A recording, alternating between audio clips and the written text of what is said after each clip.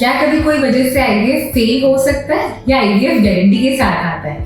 अगर ये प्रश्न आपको भी हो रहे हैं तो ये वीडियो आपके लिए है। आईवीएफ की प्रोसेस में होता क्या है ये समझने के लिए you need to understand 6 simple steps. उम्मीद है कि आईवीएफ की प्रोसेस से रिलेटेड छोटे छोटे डाउट्स भी आपके क्लियर हुए हो। Subscribe to our YouTube channel and press the bell icon so that you don't miss any important updates related to infertility. IVF क्या होता है, आईवीएफ कैसे होता है, क्या कभी कोई वजह से आईवीएफ फेल हो सकता है या आईवीएफ गारंटी के साथ आता है?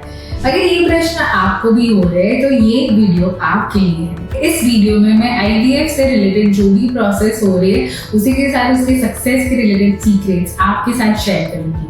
नमस्कार, मैं डॉक्टर वेदी Shah, consultant gynaecologist and infertility specialist Indira IVF Bhopal Ahmedabad की ओर से। हजारों इनफर्टिलिटी और आईवीएफ केसेस मैंने आज तक हैंडल किए और मेरे साथ बनी रहिए ताकि मैं आपके साथ भी शेयर कर सकती हूँ सीक्रेट्स जिसकी वजह से आपको प्रेग्नेंट होने में और आईवीएफ से रिलेटेड जो भी छोटे छोटे डाउट्स होते हैं वो आपके क्लियर हो पाए। सो आईवीएफ क्या होता है ये समझने से पहले हम समझते हैं कि नेचुरल प्रेगनेंसी कैसे रुकती है। सो जब भी आपको पीरियड्स आते हैं उसके करीबन डे 2 पे कुछ ग्रुप ऑफ एग्स रिक्रूट होते हैं और वो ग्रुप ऑफ एग्स में से कोई एक एग मतलब फॉलिकल बड़ा होता है एंड करीबन 13th, 14th या 15th day of your periods पे वो रप्चर होता है। अभी उसी दौरान जब भी आप रिलेशन रखते हो तो आपके हस्बैंड के वीर्य में से जो स्पर्म्स होते हैं वो वजाइना से सर्विक्स माने यूट्रस का माउथ से जाके बच्चेदानी मतलब यूट्रस से जाके फैलोपियन ट्यूब्स में जाता है। उसी टाइम पे जो एग रिलीज हुआ है वो आपकी फैलोपियन ट्यूब्स में आएगा एंड उसके साथ मिलता है एंड फलन की प्रक्रिया से घर प्रोड्यूस होता है। सो ये जो घर मतलब एम्ब्रियो प्रोड्यूस हुआ है उसको न्यूट्रिशन मिलता है फैलोपियन ट्यूब्स के अंदर। वो करीबन 5 या 6 दिन तक फैलोपियन ट्यूब्स में रहता है एंड 6th डे वो यूट्रस की लाइनिंग पे आता है। वहां जाके वो इम्प्लांट होता है यूट्रस की इनर लाइनिंग पे एंड फिर उसको ब्लड वेसल्स का फ्लो मिलता है, वहां से बच्चा बड़ा होता है। उसके बाद आपके पीरियड्स मिस होते हैं एंड शायद अगर आप यूरिन प्रेगनेंसी टेस्ट करते हो तो उसमें 2 लाइनिंग आती है। तो ये होती है नेचुरल प्रेगनेंसी कैसे रुकती है उसकी प्रोसेस। अब हम आईवीएफ में क्या करते हैं और उसमें क्या प्रोसीजर रहता है वो मैं बताऊंगी। तो आईवीएफ की प्रोसेस में होता क्या है ये समझने के लिए you need to understand 6 simple steps. So first stage में जब भी आपका पीरियड्स का दूसरा दिन होता है तब आपको कुछ इंजेक्शंस दिए जाते हैं जो हार्मोन्स के होते हैं जिसकी वजह से आपके एग्स जो है वो बड़े होते हैं। सोनोग्राफी की मदद से ये पता चलता है कि एग्स बड़े हो रहे हैं या नहीं। अभी जब भी ये फॉलिकल्स बड़े हो रहे हैं तो उसके बाद उसको मैच्योर करने के लिए एक इंजेक्शन दिया जाता है एंड बाद में सेकेंड प्रोसीजर होती है जिसको बोलते हैं ओवम पिकअप, जिसके अंदर क्या होता है आपके जो फॉलिकल्स बड़े हुए हैं उसमें से एग्स है उसको हम एक्सट्रैक्ट करके लैबोरेटरी में ले लेते हैं। थर्ड स्टेज होता है इक्सी, जिसके अंदर आपके जो एग्स है उसके साथ आपके हस्बैंड के स्पर्म्स को हम फर्टिलाइज करते हैं एंड उसमें से बेबी बनता है जिसको बोलते हैं एम्ब्रियो। फोर्थ स्टेज जिसको बोलते हैं ब्लास्टोसिस कल्चर, उसके अंदर जो बच्चे बनते हैं उसको हम न्यूट्रिशन प्रोवाइड करते हैं in the lab and we allow it to grow for the 5 days।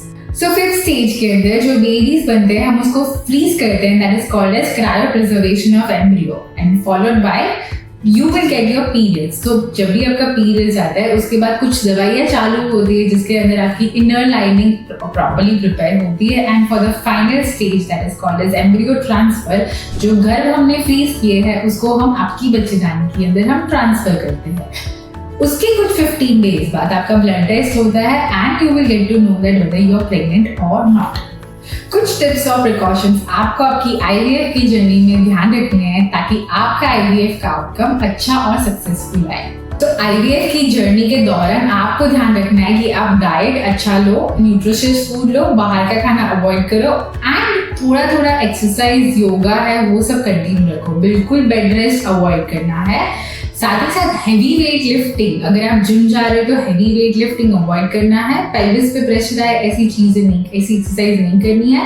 But routine walking is advisable. Routine walking से ब्लड फ्लो एंड वो सब मेंटेन रहता है ताकि आपका आईवीएफ का आउटकम अच्छा आ सके। उसी के साथ आप और आपके हस्बैंड दोनों रेगुलरली मेडिटेशन कर सकते हैं ताकि आपका मेंटल स्टेटस भी अच्छा रहे एंड इमोशनली आप स्टेबिलिटी गेन करो। जरूरत पड़े तो आप जो प्रोसेस रिलेटेड स्ट्रेस एक्सपीरियंस कर रहे हो, आपके डॉक्टर या कोई भी काउंसलर के साथ आप कम्युनिकेट करो ताकि आपको प्रोसीजर रिलेटेड एंजाइटी कम हो जाए। ऑल्सो ट्रीटमेंट के दौरान जो इंजेक्शन यूज होते हैं उसमें recombinant gonadotropins and blastocyst culture जैसी lab technologies, laser assisted hatching and embryo glue की मदद से आईवीएफ के सक्सेस रेट काफी बेहतर रहते हैं। सो काफी पेशेंट्स ये मानते हैं कि आईवीएफ की ट्रीटमेंट का कॉस्ट बहुत ज्यादा होता है, बट अगर आप आईयूआई और ओव्यूलेशन इंडक्शन से उसका कॉस्ट कंपेयर करेंगे, yes it's an expensive treatment, but the cost of IVF depends more on the quality of injections, उसको स्टोर कैसे किया जाता है, उसकी लेबोरेटरी टेक्नोलॉजीज कौन सी यूज होती है,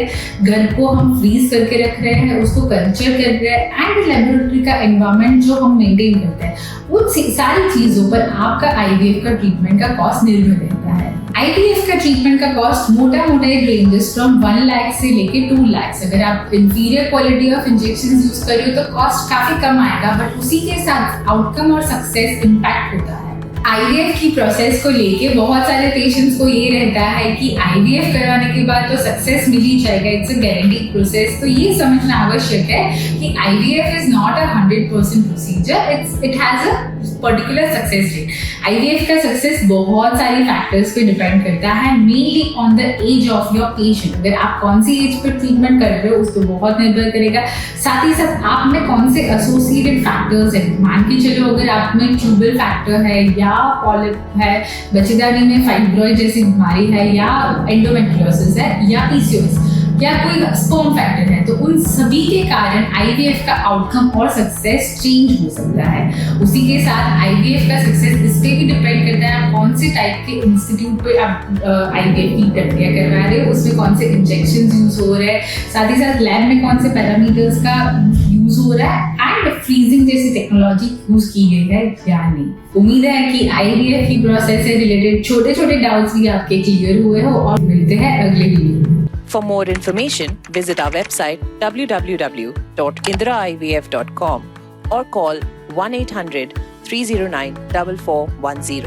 Keep following us and leave your fertility-related questions in the comments below and get answers from Indira IVF doctors.